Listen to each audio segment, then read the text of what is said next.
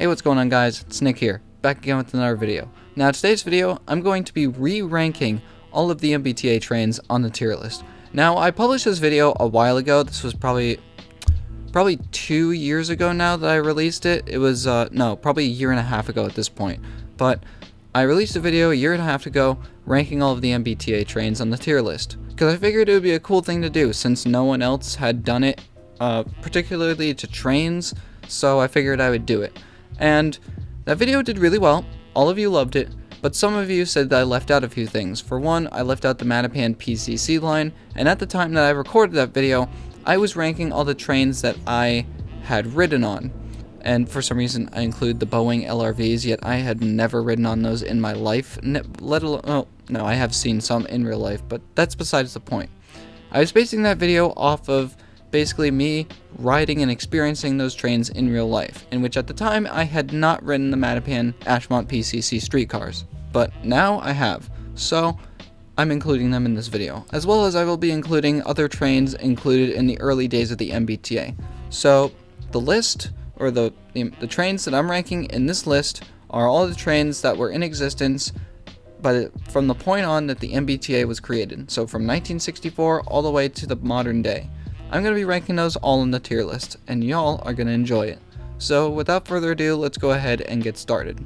Now, I will be ranking all of these trains in the order from best to worst, S being the best and F being the worst. The mid-tier levels are A, B, C, D, E, and F, which are pretty much the standard grading standards for schools and whatnot.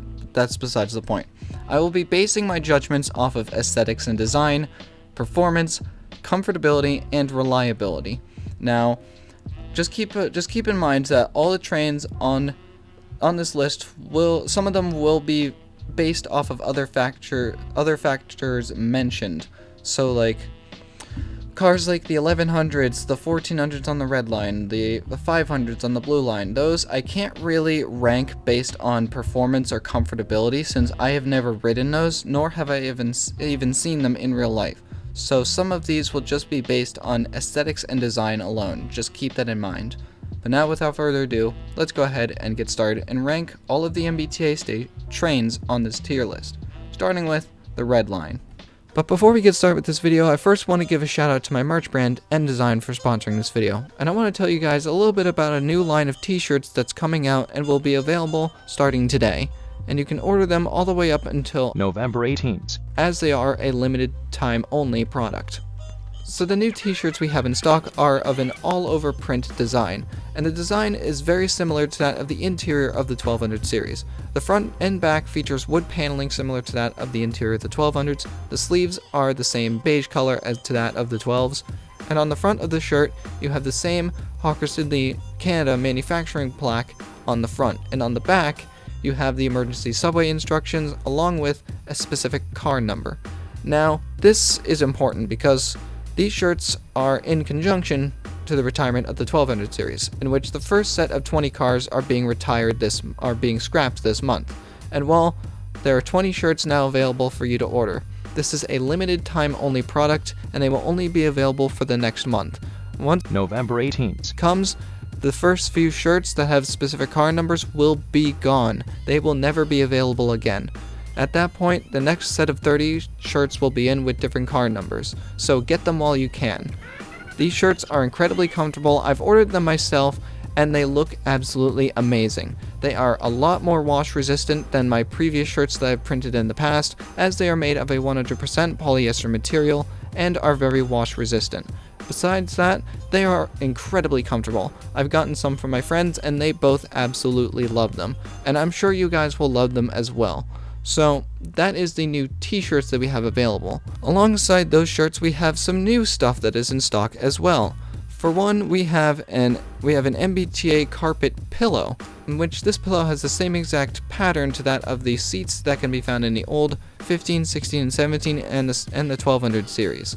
And I think all of you are going to love it. Alongside that, we also have new stickers. We have stickers of the 600s, the 1200s, the 1400s, the 1500s, the Type 7, Type 7.5, and the Boeing LRV. And all of those are available today for you to order.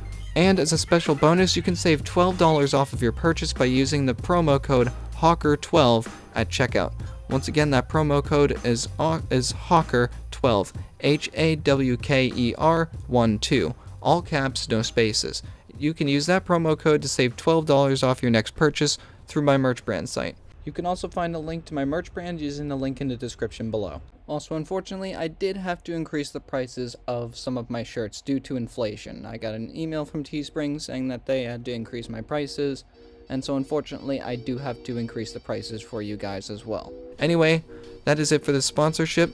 Thank you all so much, and let's get back to the video. Alright, so the first line we're going to take a look at here is the red line, starting off with the 1400s. Now the 1400s, they're pretty nice. I would say that the body design overall is pretty well done. They did a good job with it. The paint scheme is pretty nice, even with the dark blue, the gold, and I think it was like a gray or something. Those came out really good, and I think they're a good looking train. Quite frankly, that's all I really have to say about the 1400s. I can't really judge them based on anything else, given that I've never ridden them and I've never seen them in person. Although I have seen the old work trains that are being held at Codeman Yard near Ashmont. Since those are work trains, I've only seen them, I've never ridden inside them. Plus I wouldn't even really be able to tell what the insides are like, given that they've stripped out all of the interiors when they were converted to work cars. So, yeah, they get an A on the tier list. Now let's move on to the next train. The next train we have is the Pullman Standard 15 and 1600s. Now, they're comfortable, yet they give a janky ride. The audio they produce is truly one of a kind, and you won't be able to find those anywhere else really. The body design is spot on. I think they did a really good job with it. I love the flat front end and the curved sides towards the bottom. I think they did an absolutely stellar design on it. One thing I will say is that the PA systems on the 15 and 1600s specifically are kind of hard to hear. Plus, they don't have PA chimes, so usually, like, whenever you ride on them, the operator will just say, like, next stop Central or something without the little before they say it. Sometimes you might mistake it to someone talking in the distance, but who knows. Yeah, so they don't have PA chimes, but yeah, audio system is kind of hard to hear. I mean, they're from the 1960s. What do you expect? They do have frequent breakdowns, which is a bit of an annoyance, although they have been breaking down a lot more recently, given they're from the 1960s, like I just said. And last thing is that they take chunks out of platforms. So yeah, given those things, I'm going to put the 15 and 1600 series on an A on the tier list. And now let's move on to the 1700s. Now the 1700s are pretty much carve and copy identical, exterior and interior wise, to that of the 15 and 1600s. They were produced from 1987 to 1988, and I think only like 50 of them were produced. However, that does mean they do share some of the same ranking properties as the 15 and 1600s. For one, they are comfortable, but they do have a janky ride every now and then.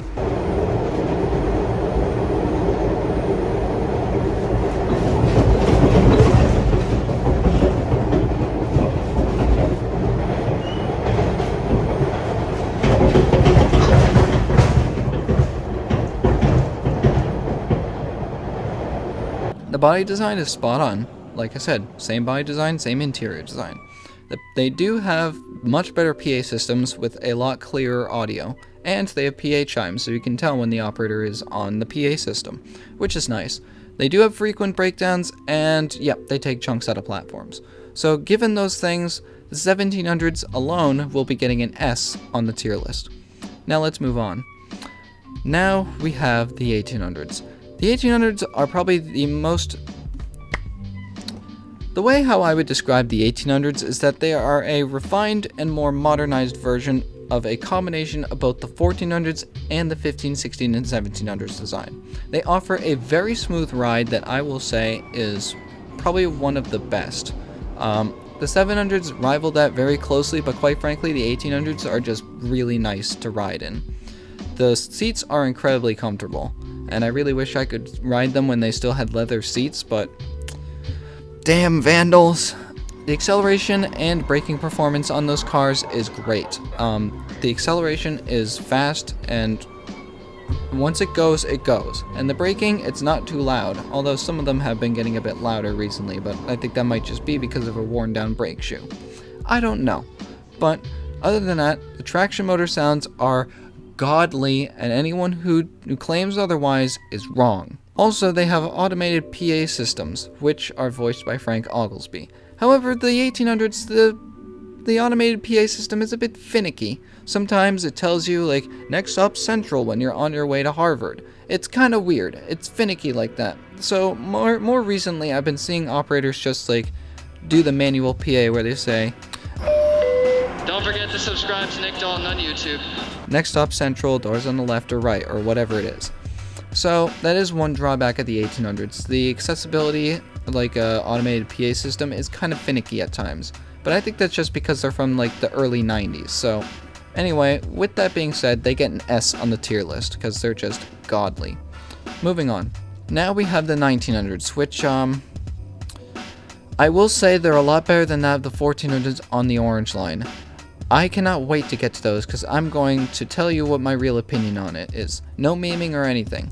But regardless, the 1900s had both interior and exterior design is a much better design compared to that of the 1400s. They kept the body design largely the same to that of the fleet that it's going to be replacing, i.e. the 15, 16, and 1700s and the 1800s.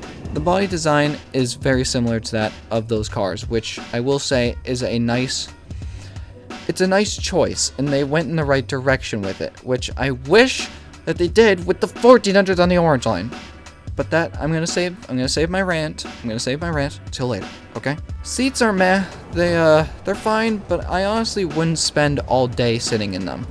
They're well, they're not really comfortable. They're hard to get comfortable in. You sit down, you're like, okay, I'm gonna try to maybe sit like this, or like this, or like this. And what I've found is that you can't really get comfortable in them. It's hard to get comfy. You can get comfy in them, it just takes a while for you to get comfortable in them, which is a bit of a drawback, I will say. Comfortability is not the greatest in the 1900s, which is a downside for those who may be commuting from Braintree or Ashmont all the way to Alewife.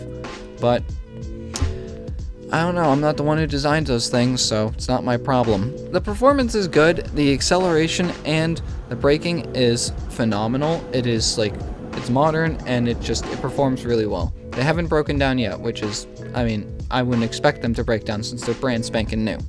And they're definitely not as loud as the Pullmans or the UTDCs, which are the 15, 16, 1700s. And they're definitely not as loud as the 1800s. The 1800s are not as loud as the 15 and 16s, but the 1900s are quieter to that of the 1800s, if that makes any sense whatsoever. The interior is very spacious, and I think they did a good job. And I absolutely love the single seat that they put at the front of the cab end. I think it is just really, really cool. And I love small single seat spaces like that. I think it's just really cool. Also, one thing I don't like about the 1900s, they're invading on my privacy. They got cameras around every goddamn corner in those trains, which that I do not appreciate. So, with that being said, the 1900s get a B on the tier list. Moving on. Now we're going to move on to the Mattapan Ashmont PCC streetcars. Now, the streetcars, the design is a classic. When you ride in those things, it's like you're riding in the 40s. It is like, even with the most recent refurbished ones that have been getting overhauled at Everett, you still, when you walk inside them, it's like riding in the 1940s. And that's something that is like, you can't really replicate that easily nowadays. These trains are literally a goddamn time capsule. And I find that incredibly cool. I really like it. How when you step in, you're like, alright, guess I'm going to my 1940s home now. So I think that's really cool.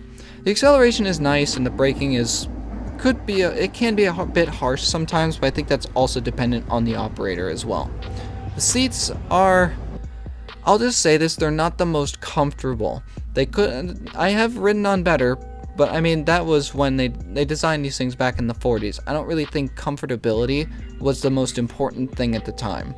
But hey, I won't judge. And the ride can be janky sometimes on certain portions of the Mattapan line, but I think that's just because they haven't done much track work recently on that line. But I don't know. But with that being said, the Mattapan Ashmont PCC streetcar line gets an S on the tier list. And now let's move on to the next line out of the 4 lines, the orange line. First, starting off with the 1100s. Now, the 1100s I've never seen or ridden on, so this ranking is a bit limited. The exterior body shape is cool, and I love the paint design. A tier, done. Now, we move on to the 1200s. Now, the 1200s are, I will say, my favorite train car of all time. Now, I've expressed this a lot in previous videos, but I just cannot emphasize how much I fucking love these cars. They're a vibe that it's an unexplainable vibe that it can't be replicated anywhere else. That's literally the most simple way to explain it. The ride is smooth and comfortable. The door mechanism is intricate, and I love the way how it works. Mechanically, these cars are very interesting, and the sounds they produce are literally, truly one of a kind. Once they're gone, you will never be able to hear sounds that like what the 12 makes. You will never be able to. You could, but it's very hard to hear sounds that they produce. The overall body design of the 12s, both interior and exterior, are just, I would say it is the most aesthetically pleasing I have ever seen. I love the shape of the exterior body. I love the hump in the center and like the kind of like hump towards the lower side of the body. I really think that's a really cool, interesting touch. The in-body sliding doors are a really good touch. I love it all. The exterior body is a 1000 out of a 1000 for me. Truly amazing design for a train car. I love it. The interior is so homey and roomy. I love it so much. I love the wood paneling on the walls and the beige plastic for the windows and the doors. The combination of that together along with the older fluorescent lighting, it just makes for a nice, cozy, roomy experience. And yes, these cars do still fit in 2022. Yes, the interior could be updated a bit, but hey, it's from the late 70s to the early 80s. That was the trend back then, so honest to God, it was a good trend, so I would say keep it if these were to be refurbished or upgraded somehow. I love the interior design. It is great. Along with that, the 12s have 120 different door and PA chimes that are different based on every car.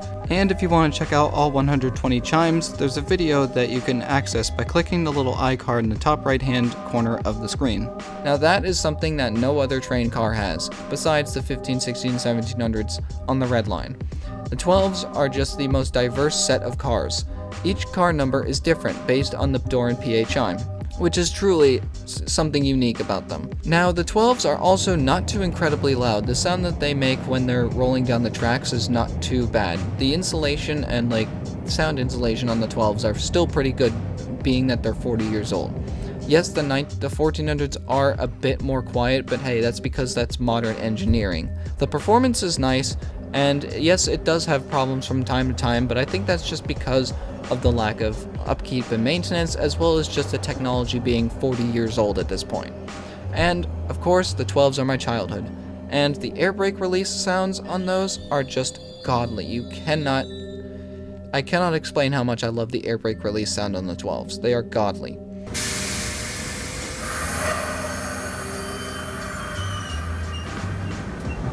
And they were also the last trains to run on the Washington Street Elevated, or the last elevated train line in all of Boston, which it's something incredibly unique that, honest to God, I wonder, these cars are getting taken out of service, and they were on an elevated orange line 40 years ago.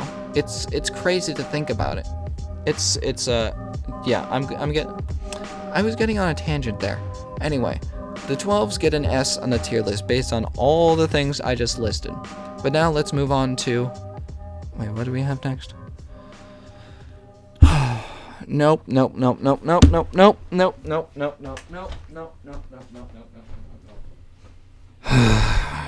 I have to make this video? I really didn't want to make this video. I really wanted to make this video because I have to talk about the 1400s. Alright, the 1400s. Now, do keep in mind, there are a few things about this train car that I do not like, and I will voice my opinion about why I don't like them. So, yeah, you're just gonna have to deal with me ranting about why I hate these things. But alongside this review, I do have some positives for these cars. For one, the interior and exterior are absolutely horrendous. The exterior design, they looked at the 12s, they're like, oh, we want people to see that this orange line is now new and reliable. Let's fucking ditch that old design and think of something hideous. And so that's what they did. The exterior design is just awful. They did not stick to the rule of make something similar but make it look different at the same time. They just completely threw it out. They threw that out the window, and that, I will say, is the biggest thing as to why I hate these cars. The exterior design is gross. They changed it up, and they probably should not have. Anyway, that's enough of my rant about the exterior design. The seats inside the 1400s are meh. They're similar to that of the 1900s. They're hard to get comfortable in, and quite frankly, I wouldn't want to sit in those seats if I were riding from Forest Hills all the way to Oak Grove. It's just, no, I would not do that. They're just not that comfortable to do that in. Performance is excellent given that they're brand spanking new, and the braking is pretty good too. And yes, they're not as loud as the 1200s, that's because they have better insulation and all that sort of thing. And the one thing I absolutely hate about the interior design on the 1400s that the 1900s do not have is the yellow cab ends. At the end of each cab for a 1400, the cab end is yellow. But on the 1900s, the cab ends are white, which is something that I did not notice at first, but when I rode the 1900s for the first time, I was like, whoa, the cab end is white. I like this a lot better than what they did on the 1400s. If you're gonna put a cab end color, at least make it orange to reflect at least put it orange to make it reflect the orange line. Or make it match the seats, for God's sakes. Like, don't just put yellow cab ends, because sure, they match the poles, but it's just no, you have orange interior seats and you have a yellow cab end. That's just no, CRRC. I will not take this, no. And also they have cameras, which are invading on my privacy, so fuck you, CRRC. With that being said, F tier, moving on. Now we move on to the next line, the blue line. Now the 500s, I don't really have much to say about. For one, body's cool, B tier. Moving on to the 600s. Now the 600s are pretty much carbon copy the same of the 1200s, given that, well, the 600s were built from the years 1978 to 1980, unlike the 12s, which were built from 1979 to 1981. So technically the 600s came before the 12s.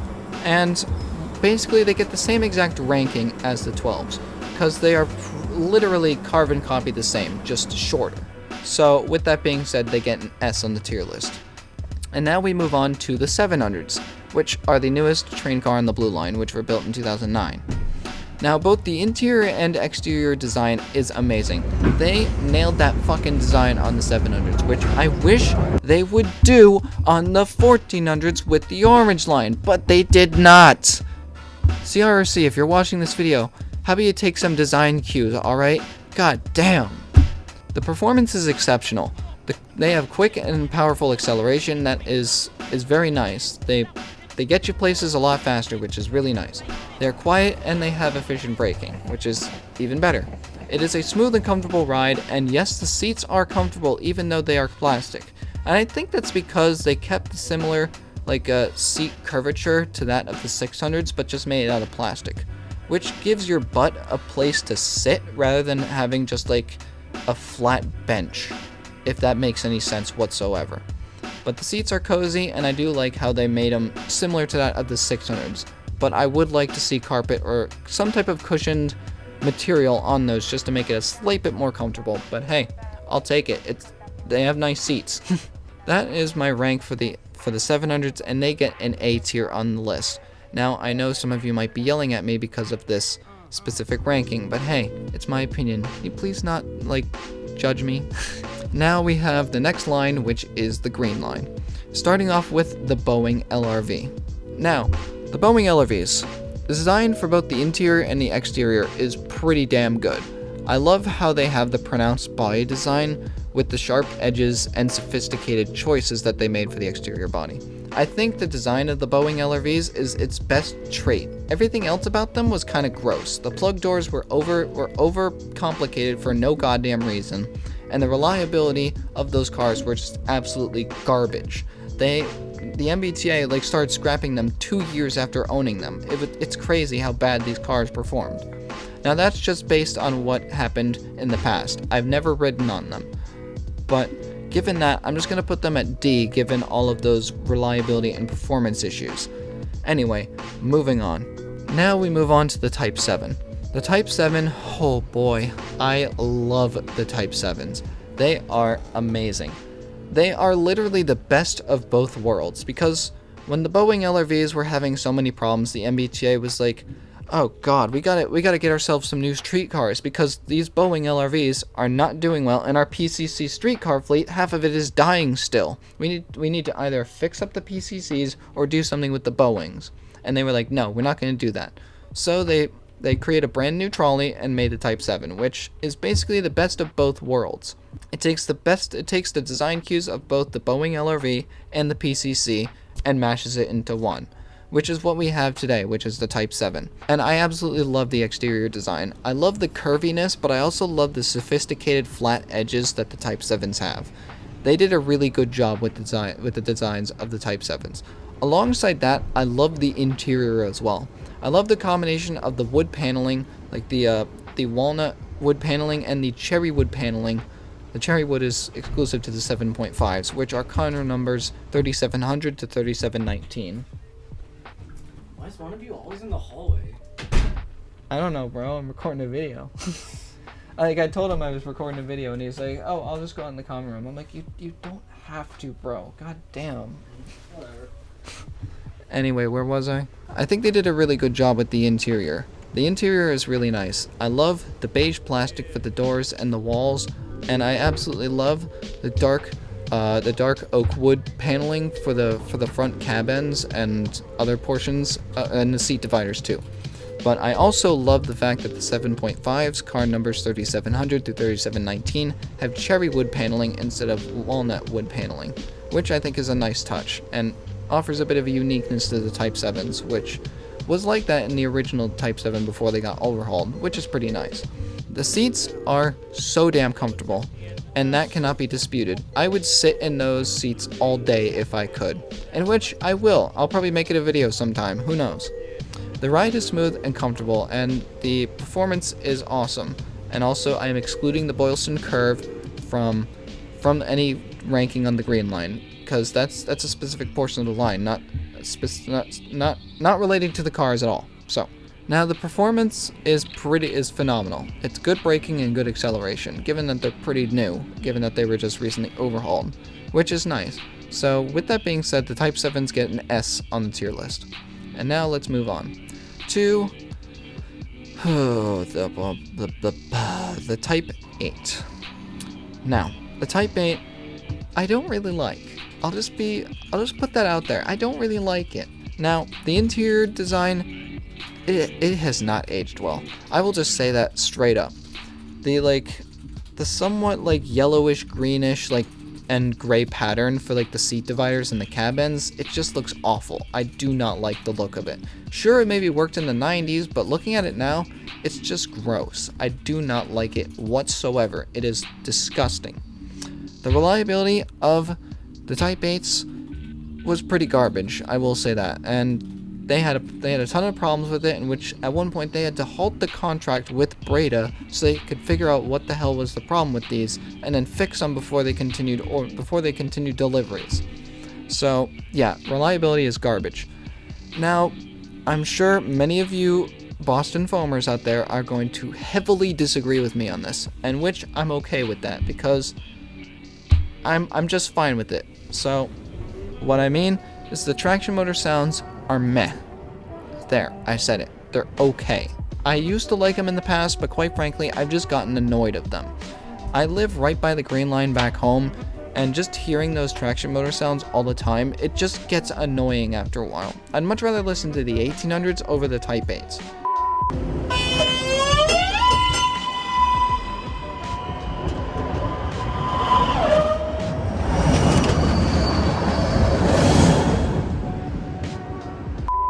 Because just the 1800s, they sound better, and that's just it. I do not like the traction motor sounds on the Type 8s. They're unappealing to me. They just are. Now, the seats are very comfortable in the Type 8s. I will give it that. The seats are really nice. And I would definitely sit in those all day if I could. And the performance is still pretty good. It has good acceleration and good braking. But given the interior and exterior designs are absolutely horrendous, they're ugly, I do not like them. So, and given the other things like the reliability and all that sort of thing, I'm putting it at a D on the tier list, given those things that I just stated. But now let's move on to the Type 9s. Now, the Type 9s, in my opinion, are a more refined / modernized version of the Type 8s. They basically took the Type 8s and said, how can we modernize this? And they did just that. They gave it a new exterior body design along with a new exterior paint scheme design, which looks absolutely great. The interior design is a lot nicer. It feels a lot more spacious, but I also think that's because of the way how they laid it out. It's a lot more space efficient, and they also made the walls all white, which I think was a good move. It makes it seem a lot more bright in there, and it doesn't seem as dull. Plus the lighting is LED, so that's another thing. And yet again, the seats are meh. They're hard to get comfy in, but I will say these seats are a bit more comfortable than the 14 and the 1900s. That's just something I will put out there. Now, the traction motor sounds are nut-worthy. I'll just say that right there. Anytime I hear it, it makes me want to nut. Editor, put in the nut button. Nut. Nut. Nut. Nut. Alright, enough with this bit, Nick. Now, I will say the Type 9s with the plug doors, they are pretty nice. It's a welcome change. I do like folio doors, but plug doors, they just look so much cleaner. And with that being said, the Type 9s, they get a B on the tier list. And well, that just about wraps up for this video. If you liked what you saw, go ahead and like, comment, subscribe, dislike it if you dislike it, and I will see you all in the next video. Don't forget to check out the new merch dropping, as well as get yourself a 12 series shirt before it sells out, and I will see you all in the next video. Peace.